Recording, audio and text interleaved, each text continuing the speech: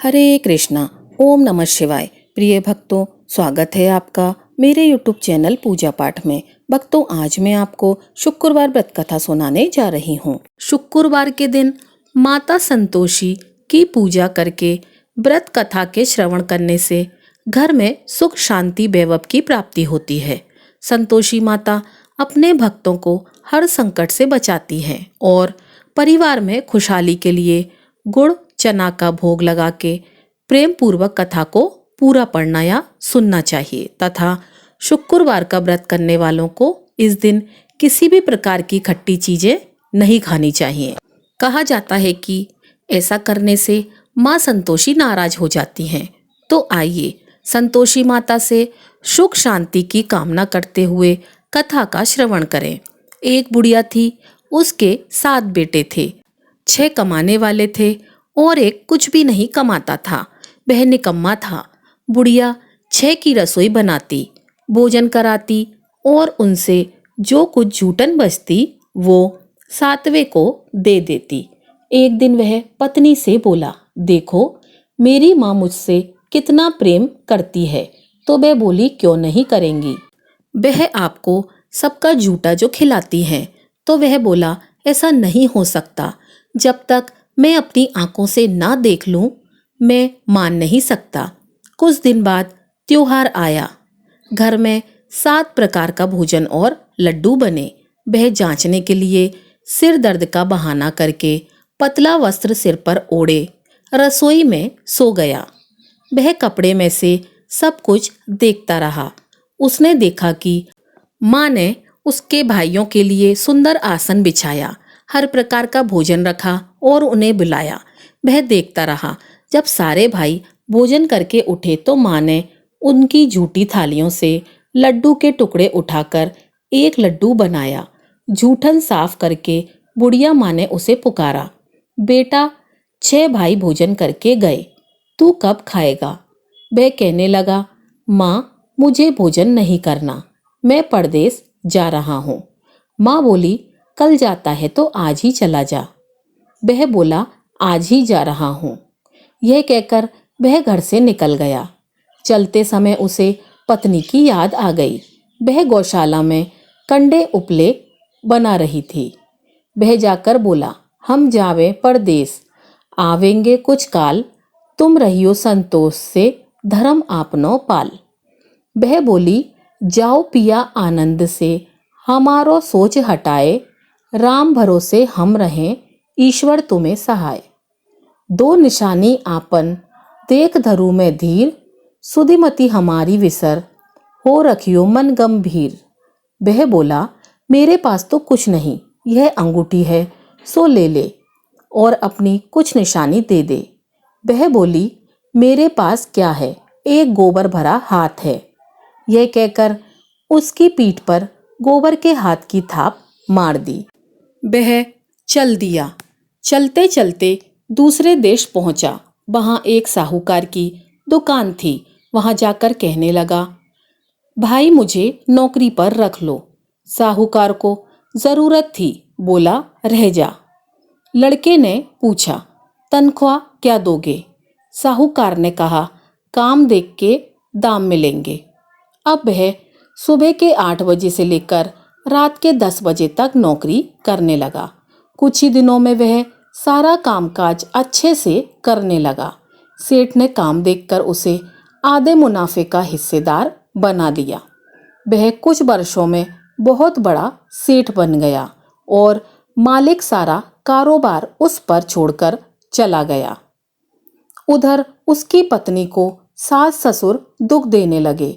सारा घर का कामकाज करवाकर उसको लकड़ियां लेने जंगल में भेज देते। घर में आटे में से जो भूसी निकलती उसकी रोटी बनाकर रख दी जाती और फूटे नारियल की नरेली में पानी। एक दिन वह लकड़ी लेने जा रही थी तो रास्ते में बहुत सी महिलाएं संतोषी माता का व्रत करती हुई दिखाई दी। वह वहां खड़ी होकर कथा सुनने लगी और उनसे पूछने लगी, बहनों तुम किस देवता का व्रत करती हो और उसके करने से क्या फल मिलता है? यदि तुम मुझे इस व्रत का महत्व बताओगी तो मैं तुम्हारी बहुत आभारी रहूंगी। तब एक महिला बोली, सुनो, यह संतोषी माता का व्रत है। इसे करने से गरीबी का नाश होता है और जो कुछ मन में है वह सब संतोषी माँ की कृपा से मिल जाता है। महिला बोली, सवा आने का गुड़ चना लेना, प्रत्येक शुक्रवार को निराहार रहकर कथा सुनना, मनोकामना पूर्ण होने पर उद्यापन करना। उसने रास्ते में लकड़ी के बोझ को बेच दिया। उन पैसों से गुड़ चना लेकर माता के व्रत की तैयारी कर आगे चली। सामने मंदिर देखकर पूछने लगी, यह मंदिर किसका है? सब कहने लगे, संतोषी माता का मंदिर है। यह सुनकर माता के मंदिर में जाकर माता के चरणों में लिपट गई और विनती करने लगी, माँ, मैं अनजान हूँ, व्रत का कोई नियम नहीं जानती हूँ, मैं दुखी हूँ। हे माता जगत जननी, मेरा दुख दूर करो, मैं आपके शरण में हूँ। माता को बड़ी दया आई। एक शुक्रवार बीता कि दूसरे शुक्रवार उसके पति का पत्र आया और तीसरे शुक्रवार उसके पति ने उसको पैसे भेज दिए। यह देख जेठ जेठानी का मुंह बन गया और उसको ताने देने लगे कि अब तो उसके पास पैसा आ गया, अब यह बहुत ही इतराएगी। बेचारी आंखों में आंसू भरकर संतोषी माता के मंदिर में चली गई और माता के चरणों में बैठकर रोने लगी और बोली, माँ, मैंने पैसे कम मांगे, मुझे पैसे से क्या काम, मुझे तो अपना सुहाग चाहिए, मैं तो अपने स्वामी के दर्शन करना चाहती हूँ। तब माता ने प्रसन्न होकर कहा, जा बेटी, तेरा स्वामी आएगा। यह सुनकर खुशी खुशी वह घर जाकर काम करने लगी। अब संतोषी माँ विचार करने लगी कि इस भोली पुत्री को मैंने कह तो दिया कि तेरा पति आएगा, लेकिन कैसे? वह तो इसे स्वप्न में भी याद नहीं करता। उसे याद दिलाने को मुझे ही जाना पड़ेगा। इस तरह माता उस बुढ़िया के बेटे के स्वप्न में जाकर कहने लगी, साहूकार के बेटे सो रहा है या जाग रहा है? वह कहने लगा, माँ, मैं सोता भी नहीं जागता भी नहीं, कहो क्या आ गया है? माँ कहने लगी, तेरा घर बार कुछ है कि नहीं? वह बोला, मेरे पास सब कुछ है माँ। माँ है, बाप है, बहू है, क्या कमी है माँ? माँ बोली, बोले तेरी पत्नी को कष्ट उठा रही है, तेरे माँ बाप उसे परेशानी दे रहे हैं, वह तेरे लिए तरस रही है, तू उसकी सुध ले। वह बोला, हाँ माँ, मुझे पता है, पर मैं वहाँ जाऊँ कैसे? माँ कहने लगी, मेरी बात मान, सवेरे नहा धोकर संतोषी माता का नाम ले, घी का दीपक जला, दुकान पर चला जा, देखते ही देखते तेरा सारा लेन देन उतर जाएगा, सारा माल बिक जाएगा, सांझ तक धन का भारी ढेर लग जाएगा, थोड़ी देर में देने वाले रुपया देने लगेंगे, सारे सामान का ग्राहक सौदा करने लगेंगे। प्रिय भक्तगणों, जिस प्रकार संतोषी माता ने बताया था उसने ठीक वैसा ही किया और शाम तक धन का भारी ढेर इकट्ठा हो गया और संतोषी माता का यह चमत्कार देखकर वह प्रसन्न हो गया और धन इकट्ठा करके घर ले जाने के लिए वस्त्र गहने खरीदने लगा और फिर घर को निकल गया। उधर उसकी पत्नी जंगल में लकड़ी लेने जाती थी। लौटते वक्त माता जी के मंदिर में आराम करती है। प्रतिदिन वह वहीं विश्राम करती थी। अचानक से धूल उड़ने लगी। धूल उड़ती देखकर वह माता से पूछने लगी, हे माँ, यह धूल कैसे उड़ रही है?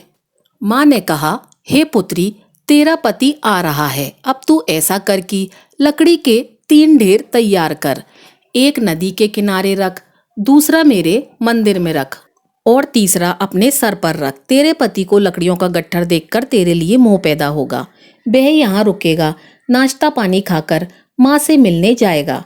तब तू लकड़ियों का बोझ उठाकर चौक पर जाना और गट्ठर नीचे रखकर जोर से आवाज लगाना, ले लो सासू जी लकड़ियों का गट्ठर ले लो, भूसे की रोटी दे दो, नारियल के खोपड़े में पानी दे दो, आज मेहमान कौन आया है। माता जी से अच्छा कहकर जैसा माँ ने कहा वैसा करने लगी। इतने में मुसाफिर आ गए। सूखी लकड़ी देखकर उसकी इच्छा हुई कि हम यहीं पर आराम करें और भोजन बनाकर खा पीकर गांव जाएं। अब वह भोजन बनाकर खा पीकर आराम करके गांव को चले गए। उसी समय सिर पर लकड़ी का गट्टर लिए वह आती है। लकड़ियों का बोझ आंगन में उतारकर जोर से आवाज लगाती है, लो सासू जी, लकड़ियों का गट्ठर लो, भूसे की रोटी दो, आज मेहमान कौन आया है। यह सुनकर उसकी सास बाहर आकर अपने दिए हुए कष्ट को भुलाने के लिए कहती है, बहू ऐसे क्यों कह रही है, तेरा मालिक आया है, आ बैठ, भोजन कर, कपड़े गहने पहन। उसकी आवाज सुनकर उसका पति बाहर आता है। उसके हाथ में अंगूठी देख व्याकुल हो जाता है। माँ से पूछता है, माँ यह कौन है। माँ बोली, बेटा यह तेरी बहू है। जब से तू गया है तब से सारे गांव में भटकती फिरती है, घर का कामकाज कुछ भी नहीं करती, चार पहर आकर खाती है। वह बोला, ठीक है माँ, मैंने इसे भी देखा और तुम्हें भी, अब दूसरे घर की चाबी दो, मैं उसमें रहूंगा। माँ बोली, ठीक है। तब वह दूसरे मकान की तीसरे मंजिल का कमरा खोलकर सारा सामान जमाने लगता है। एक दिन में राजा के महल जैसा ठाट बाट बन गया। अब क्या था, बहू सुख भोगने लगी। इतने में शुक्रवार आया। उसने पति से कहा कि मुझे संतोषी माता के व्रत का उद्यापन करना है। पति बोला, खुशी से कर लो। वह उद्यापन करने की तैयारी करने लगी। जेठानी के लड़कों को भोजन के लिए बुलाने गई तो उन्होंने कहा, ठीक है। पर पीछे से जेठानी ने अपने बच्चों से कहा कि भोजन के वक्त खटाई मांगना, जिससे उसका उद्यापन ना हो सके। लड़के गए और खीर खाकर पेट भर गया, लेकिन खाते ही कहने लगे कि हमें खटाई दो, हमसे खीर नहीं खाई जाती। वह कहने लगी, खटाई नहीं दी जाएगी, यह तो संतोषी माता का प्रसाद है। लड़के उठकर खड़े हो गए, बोले, पैसा लाओ। भोली बहू कुछ जानती नहीं थी, उन्हें पैसे दे दिए। लड़के उसी समय इमली लेकर आए और खाने लगे। यह देखकर बहू पर माताजी ने क्रोध किया। राजा के दूत उसके पति को पकड़ ले गए। जेठ जेठानी कहने लगे, लूट लूट कर धन लाया था, अब पता चलेगा जब जेल की मार खाएगा। बहू से यह सहन नहीं हुआ, रोती हुई मंदिर में गई। कहने लगी, हे माता, यह क्या किया। हंसाकर अब भक्तों को रुलाने लगी। माता बोली, बेटी तूने उद्यापन करके मेरा व्रत भंग किया है। वह कहने लगी, माता मैंने क्या अपराध किया, मैंने भूल से लड़कों को पैसे दे दिए थे, मुझे क्षमा करो, मैं फिर तुम्हारा उद्यापन करूंगी। माँ बोली, अब भूल मत करना। वह कहती है, अब भूल नहीं होगी। अब वो कैसे आएंगे माँ। माँ बोली, जा तेरा पति तुझे रास्ते में आता मिलेगा। वह निकली, रास्ते में पति मिला। उसने पूछा, कहाँ गए थे। वह कहने लगा, इतना धन जो कमाया है उसका, यानी कि टैक्स राजा ने मांगा था, वह भरने गया था। वह खुशी होकर बोली, अब घर चलो। कुछ दिन बाद फिर शुक्रवार आया तो वह बोली कि मुझे दोबारा माता का उद्यापन करना है।